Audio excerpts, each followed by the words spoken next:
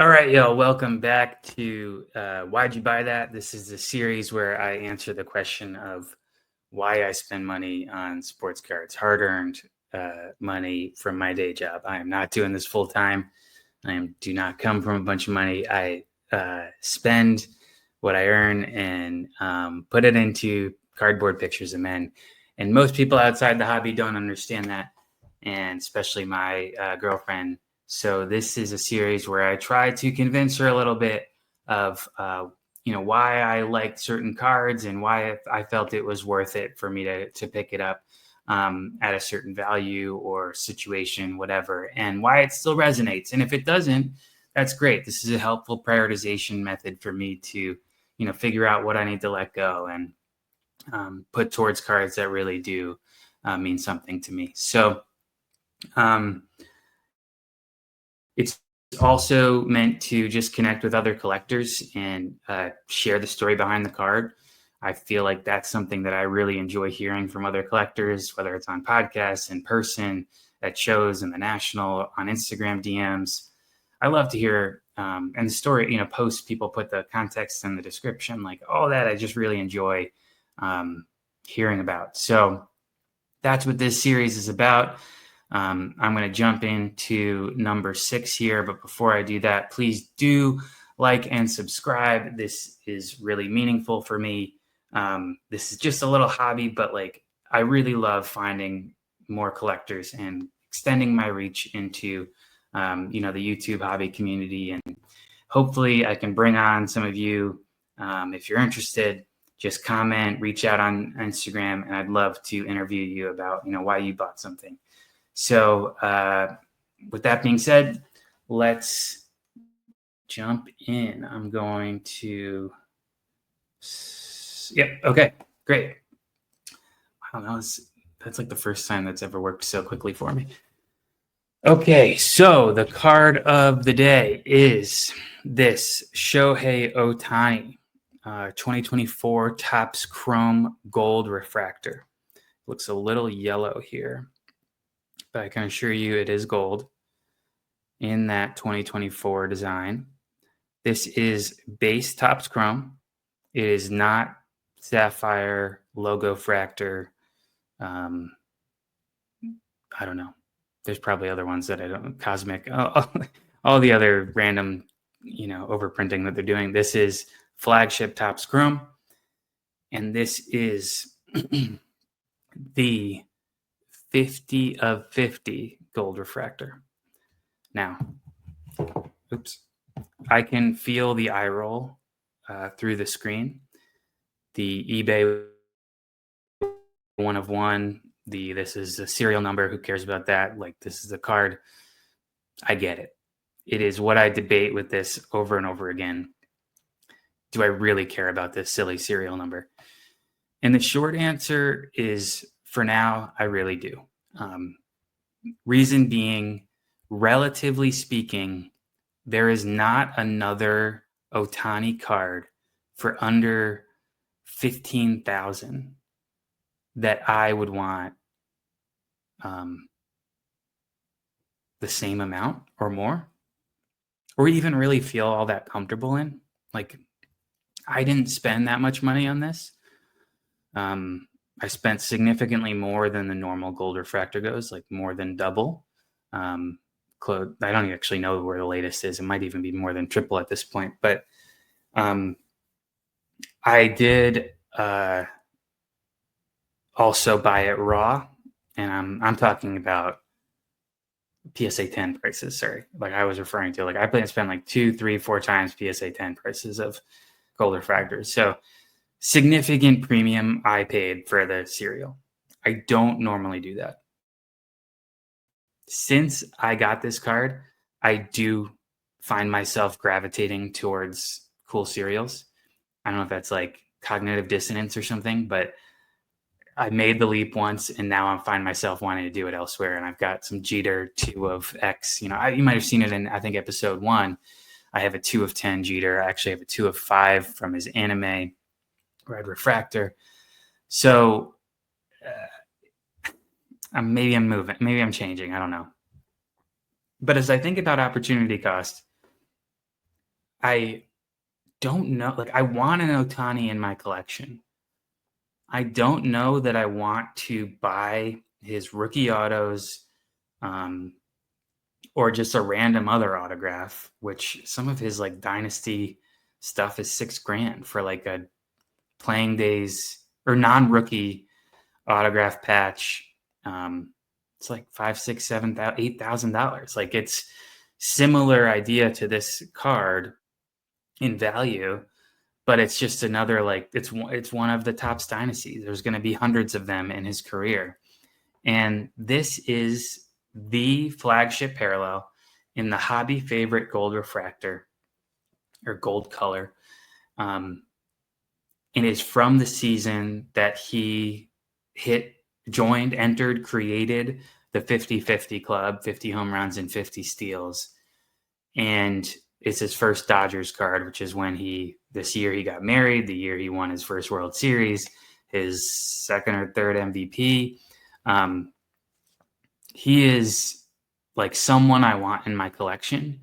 This card this year is going to be meaningful for him forever. Like, 2024 will always be an important year for Ohtani. And they made sure of that by producing all these 50-50 sets. Like, there's an entire Topps Chrome product 50-50, which has a bunch of superfractors that sell for 10 to 20 to 30,000. There's that like Dynasty Black game used pants card autograph that sold for $1 million.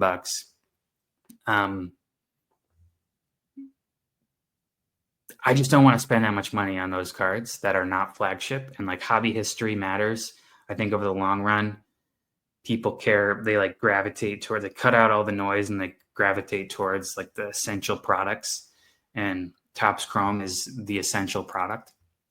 So, the other ones might feel gimmicky to me, but maybe you love them.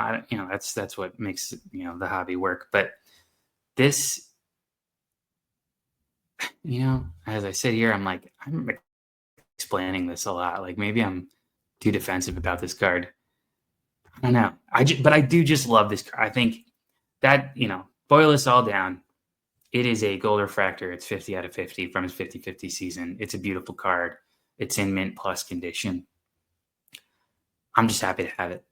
And I just don't know of another card that is checking my boxes of like special, very rare, unique, whatever, but still relevant to the hobby.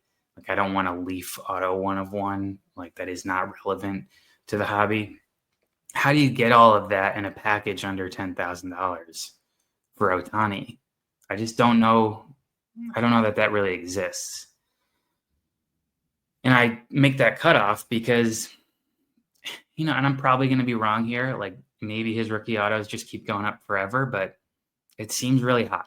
It seems like people are spending a ton of money on something that has a lot of print run. And part of me totally gets it, because I think he is going to be the player that we talk about for 100 years, who started this wave of truly being two-way now that he's coming back on the mound and throwing over 100 miles an hour. I think he will be like multi-generational talent. And I could imagine every single kid right now is trying to be like Ohtani, and he just keeps producing. He's going to keep winning MVPs and hopefully World Series for his legacy. I'm not a Dodgers fan, but I do like seeing the greats be great. So, like, all of that said, all of that is working towards, like, usually the best of the best is uncorrelated to the market and continues to rise. But for me, like, I just don't want one of 150 Bowman Chrome autograph blue refractors for $50,000. That's just not where I want to put my money. It's not rare enough for me, and it doesn't feel like stable enough for me yet. I'll probably be watching this 10 years from now and kicking myself. But I have this card, and this is the one that I think this might be like my only Ohtani. I had have a couple other random rookies, but I'm going to sell those because I don't really care for them. And then I used to have the anime to red, the red to 5 PSA 10. I bought that for 2,500 because I was doing the set.